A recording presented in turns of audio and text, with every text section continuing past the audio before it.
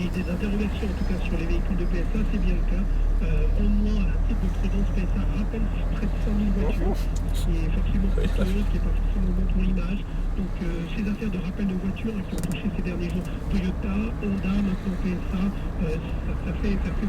ça fait mauvais genre, les consommateurs n'aiment pas ça et ça peut à un moment déplaire aussi au marché. Bon, voilà. Et puis, enfin, l'impact est de plus en plus important. J'ai l'impression que c'est le premier rappel comme ça à l'échelle mondiale et il va falloir qu'on s'y habitue à partir du moment où les constructeurs sont dans l'idée les uns derrière les autres de développer une voiture pour tous les marchés, voiture unique, parce que tous les consommateurs ont pour les mêmes attentes et on va avoir comme ça des impacts internationaux de plus en plus compliqués à gérer, non, Olivier? Il va falloir vivre avec ça.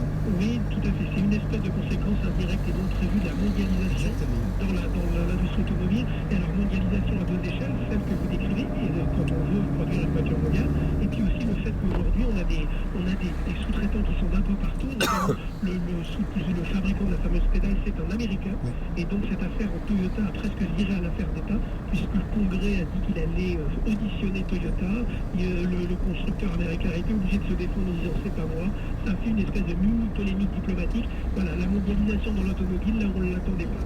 Un mot sur Vivendi, mais vraiment un mot, Olivier, parce que c'est vrai que les plaignants, après la condamnation de Vivendi, délivrent des chiffres de 4 à 9 milliards de dollars de pénalité pour Vivendi. Comment est-ce que les marchés vont regarder ça avec philosophie? Pas bien, Stéphane. A priori, vous savez, c'est toujours le problème de ce qu'on appelle les punitive damages aux États-Unis, où il y a des multiples qu'on ignore par rapport à ce qu'ils devront payer. Globalement, aujourd'hui, ce qu'on peut dire, c'est que c'est la défense de Vivendi qui est montrée du doigt. Globalement, les gens se demandent si Vivendi a bien agi en termes stratégiques et en termes tactiques, ça pourrait peser un peu sur la main. C'est bien négocié, finalement. Bon, on va suivre ça. Philippe Wechter, bonjour Philippe Wechter. Bonjour Stéphane. Directeur des études économiques Natixis Asset Management, PMI, voilà, l'indice du jour.